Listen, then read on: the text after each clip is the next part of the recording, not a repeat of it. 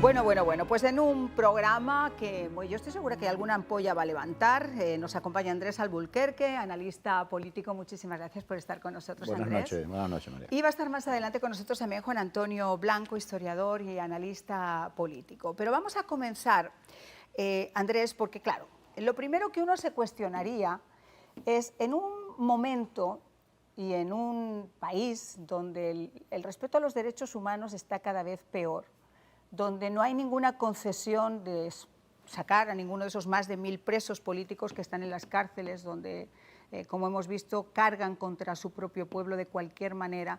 ¿Es el momento más oportuno para que empresarios de Estados Unidos visiten la isla? Mira, lo primero que teníamos que preguntarnos es qué empresarios fueron. Ajá. Y yo no quiero decir que estas personas no tengan dinero. Joe García no me resulta que sea un empresario yo creo que es más un lobista. Es exacto, una que, comisión de embullo, pues, la comisión de embullo. Ok. Pero yo no estoy desdeñando en ningún momento el esfuerzo de una vida de un emprendedor porque piense distinto a mí. No, nosotros no somos como ellos. Ahora, yo no veo ahí cuarto bates. Yo no veo ahí cracks, como dicen en tu país a los jugadores de fútbol bueno. Yo veo gente de segunda y tercera que puede llegar a correr un carrito de helado, poner unos parqueos, pero el dinero que le hace falta a la Junta, la inversión pesante con más de 8 ceros, todos juntos, no llega. No, para eso se van a Europa y siguen todavía tratando de conseguir a los hoteleros y tumbando a los empresarios turísticos, etcétera. Pero vamos a ver, la primera pregunta que uno se hace es, está muy bonito decir que el embargo sigue todavía fastidiando al pueblo cubano, que las penurias del pueblo cubano son por el embargo. Pero yo soy española y lo primero que hice aquí fue, espérate un segundito, vamos a analizar las cosas. ¿Con quién hace negocio Cuba? Sí, claro, con Estados Unidos hubiera sido fantástico, claro. Pero es que resulta que además de Estados Unidos hace negocio con todo el mundo y la situación está peor que nunca. Porque no paga. No paga. Ellos el poco dinero que recogen se lo reparten entre ellos. Buscan 6, 7 pollos para darle cuando hay un accidente con alguien, le dan un pollo muerto, así tomado por la cresta, y así ellos resuelven con ese desdén la situación del pueblo. No tienen luz, no tienen nada, porque ellos están en plan liquidación, Marian. Ellos están tratando de quedarse con lo más posible porque ellos tienen, contrario a lo que piensan muchos, ellos tienen su salida garantizada. Casi todos ellos tienen pasaporte extranjero. Claro. Los hijos de Raúl casi todos son franceses. Por derecho propio, Vilma Espín podía acceder porque Guilloy es su segundo apellido. Es decir, yo no estoy diciendo que hayan hecho nada ilegal. Lo que estoy diciendo es que, como decía Akira Kurosawa, los malos duermen bien. Después de robarse todo, de acabar con medio mundo, ellos van a morir plácidamente en una capital europea y nadie los va a tocar. Bueno, sin irnos a la capital europea, solamente tenemos que ver cómo viven en la isla, a diferencia de cómo vive su propio pueblo. ¿Y cómo viven aquí? Y cómo viven aquí, porque los hay aquí con restaurantes, por donde sea, todo el mundo lo sabe y nadie se pregunta de dónde salió ese dinero. Claro, eso es muy interesante, eso es parecido a lo que está pasando con Venezuela, ¿no? Que todo el mundo está en contra, pero que cuando llegan aquí esas grandes fortunas uno debe decir, oye, espera un segundito, ¿y esto de dónde está saliendo? Porque también no lo deberíamos preguntar. Vamos a ver qué fue lo que dijo, como yo les digo, la marioneta de Raúl, el señor Díaz-Canel. Que nosotros estamos abiertos para fortalecer, estrechar el diálogo y las relaciones con cualquier país del mundo, y en particular con los Estados Unidos. Lo que pasa es que tiene que ser un diálogo con respeto, un diálogo donde no se ataque nuestra soberanía y nuestra integridad, un diálogo donde no haya posiciones unilaterales de fuerza, y si eso se respeta puede existir ese diálogo y puede existir ese estrechamiento de relaciones independientemente de las divergencias ideológicas que tenemos. Divergencias ideológicas, respeto, apertura, como tú muy bien estabas diciendo, abiertos no, vamos a hacerlas pagar. Sí, no. Ahora, hay una situación, mira, ¿qué respeto vamos a hablar si cuando Obama le dio por abrirles lo más posible y prácticamente parecía que todo iba a caer en el deshielo, les zumbaron los ataques sónicos? ¿Dónde está el respeto? Y no ha habido una disculpa, porque por lo menos por teatro, mira, nosotros nos disculpamos, vamos a pagarle el tratamiento a las personas, es una vergüenza, nosotros no sabíamos nada. Ellos como si no existiera. Esto, Marian, ahí nadie va a poner un centavo, porque estas personas podrán ser cualquier cosa menos imbéciles, si no, no hubieran llegado a ricos. Entonces lo que va a pasar es que esto es una comisión de embullo, un lobby para convencer a un grupo de americanos exactamente fuertes que se a puede que no hacer. hay problema. Pero mientras este país, los estamentos de poder aquí, no logren poder financiar la deuda cubana, nadie va a invertir en serio porque la gente es cualquier cosa menos masoquista. Entonces eso no va a llegar nunca porque está codificado, eso lleva un gran esfuerzo de Senado y de Cámara con una administración que, como tú sabes, está contra la pared en todo. El último de los problemas es lo que está pasando con la Junta de La Habana. Entonces, yo no le veo mucha perspectiva. Esto es un lobby.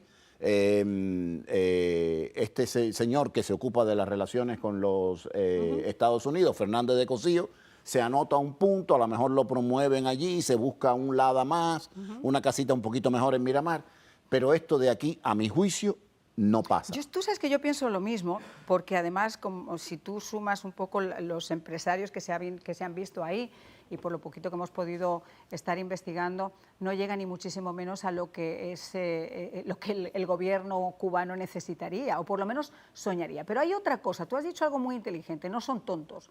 Quizás son tontos transitoriamente, porque nadie les ha hablado ni les ha dicho qué es lo que va a pasar, pero el que realmente quiere invertir en esa isla. Yo hablaba de Acorex, por ejemplo.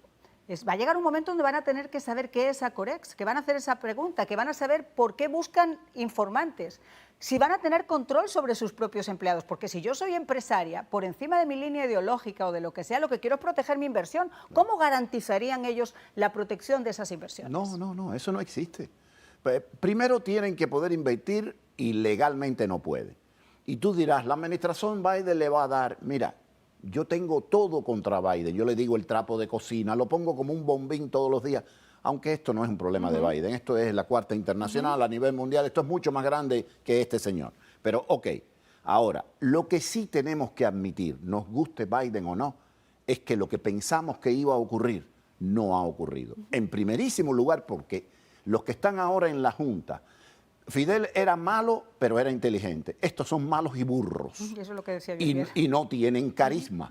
Entonces, ellos son tan tontos que ni siquiera han hecho el paripé, el teatro para decir, americanos, Unión Europea, me gané la inversión. Entonces, del lado de acá están locos por darles algo, no lo que les hace falta, pero un poquito, pero dices que no puedo porque no has hecho la monería. Súbete y tírate por lo menos para tirarte el maní, ¿no? Pero ni siquiera lo hacen porque son imbéciles. Además tienen mucho miedo porque la Cuba de hoy y Albertico y Esperanza de hoy no son mi papá y mi mamá, no son yo que me largué por miedo.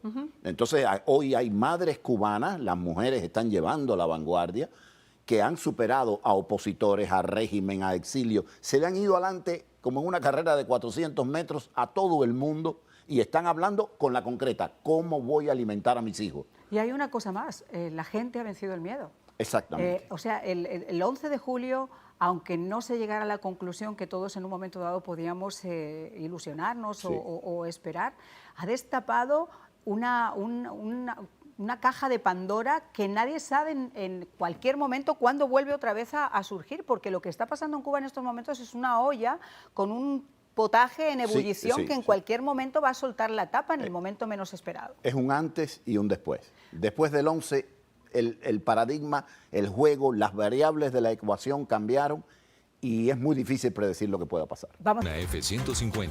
Ford F-150, construida para South Florida. Quizás ya escuchaste la noticia. A partir del 1 de enero del 2023, Leon Health será el plan Medicare Advantage, exclusivo de Leon Medical Centers. No esperes más, inscríbete hoy. Este segmento es presentado por Clinical Care Medical Centers. Bueno, pues quiero presentar ahora a Juan Antonio Blanco, historiador, analista político. Muchísimas gracias, Juan Antonio, por acompañarnos. Estábamos comentando antes en la radio y tú decías, además, como estaba comentando también ahora Andrés, que este grupo puede ser quizá todo menos tonto, porque aquí el tema y lo que está tratando de hacer Díaz-Canel es como trasladar el problema principal que tiene con su propio pueblo a una especie de lucha entre Estados Unidos con Cuba. Ahí hay dos cosas que Albuquerque ya adelantó me queda muy poco por decir, después lo dicho por él y por ti misma, pero que es la siguiente. O sea, la primera es, insiste Díaz-Canel y el gobierno en que quiere un diálogo con respeto a la soberanía, sin presiones con Estados Unidos. Bueno, ese es el diálogo que tiene que establecer con el pueblo cubano. Un diálogo que respete la soberanía del pueblo cubano, que no sea con presiones, que no sea con agresiones, y que escuche al pueblo cubano en las demandas justas que tiene de sus aspiraciones de libertad y de prosperidad. El conflicto cubano, del que tanto se ha hablado, no es un conflicto bilateral entre dos países, no es un conflicto entre Cuba y los Estados Unidos, es un conflicto interno, endógeno, entre un sistema de gobierno administrado por esos mediocres a lo que se refería Bukele y las aspiraciones y las necesidades básicas de la población. Y eso no se ha resuelto y cada vez empeora más. Ese es el verdadero conflicto. Y donde tiene que establecerse el diálogo está ahí. Ahora, yendo a la otra parte, la cuestión del grupito de personas que no se han dignado, cuando fue Obama, o sea, cuando era el de hielo y todo eso, enseguida publicaban que había estado la Coca-Cola y que había estado no sé quién. Esta gente no se atreve a decir quiénes son los que están ahí. No parecen ser tan importantes y me parece a mí que, como dijo, creo que fue Bukele, están cumpliendo una función propagandística. No es que estas personas van a invertir en Cuba, es para poder decir que hubo un grupo de empresarios cubanoamericanos y americanos que fueron a Cuba. Esos tipos no van a invertir nada, porque algunos de los que salieron en televisión, el capital es el gobierno cubano que se lo dio para que pudieran levantarse en Miami. O sea, todo eso es una farsa completa de principio a fin. Y entonces lo utilizan ahora como de que es un grupo paradigmático de la empresa privada norteamericana que va a Cuba y está interesada en explorar. No, señor, no son tragatintas ni nada de eso. Y además de eso, si fueran empresarios, que fue lo que comenté anteriormente, si de verdad fueran empresarios, uno puede ser empresario y no tener ética política, ni ética humanista, ni ética moral, porque está pensando en su capital y cómo reproducirlo. Pero un empresario no puede ser imbécil. O sea, ningún empresario se mete en la boca al lobo a que le quiten el capital, a que lo metan preso cuando entre en cualquier tipo de contradicción, a que le congelen la cuenta bancaria, a que, como decías tú, le vayan a reclutar al personal con el que tiene que trabajar y no pueda ni contratarlo directamente, ni despedirlo directamente. O sea, hasta que le puedan expropiar su compañía. Con mínimo coeficiente de inteligencia no se mete en esa ratonera. Así que todo esto es una gran operación propagandística. Bueno, vamos a escuchar en toda esa operación propagandística al que también Andrés decía que a lo mejor está haciendo todo esto pues para conseguirse un carrito mejor o una casita un poquito más decente. Vamos a escuchar qué fue lo que dijo Fernández de Cosío. Lo que sigue caracterizando fundamentalmente la relación bilateral entre Cuba y Estados Unidos es el bloqueo económico, que está diseñando hacerle la vida a los cubanos lo más dura, lo más difícil, lo más insoportablemente posible. Eso es lo que caracteriza fundamentalmente la relación bilateral. Pero hay problemas que tienen que resolverse. El tema migratorio tiene que resolverse. Hay problemas de interés común para los cuales existe, al menos de parte del gobierno de Estados Unidos en estos momentos, un mínimo de disposición para dialogar sobre ellos. De parte de Cuba, esa voluntad siempre ha existido. ¿Bloqueo o embargo? Además, a mí que yo insistía antes, Estados Unidos sigue siendo el que más alimentos envía a Cuba.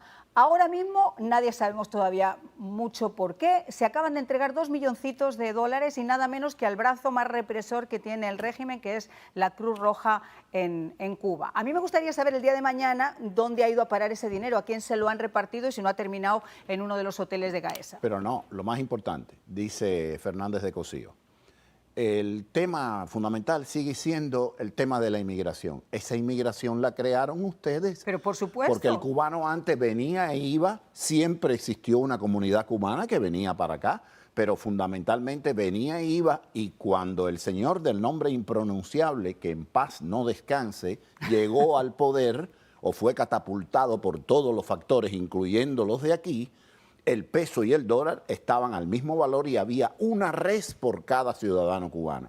Y ahora en Cuba no se come carne. El problema migratorio lo creó la banda de ladrones de Virán S.A., no fue el gobierno americano. No, claro, no. Lo que pasa es que deberían empezar a investigar todas esas cuentas que están en Luxemburgo y todas esas cuentas que están en los paraísos fiscales, y quizá ahí podríamos tener incluso alguna idea mejor. ¿Qué opinas tú, Juan Antonio, de las palabras de este buen hombre? Mira, yo te confieso, yo lo conocí en Cuba, y yo te confieso que a mí, no sé qué sensación rara me da cuando en ocasiones he escuchado a algún comentarista referirse a él como una de las personas más brillantes o brillantes.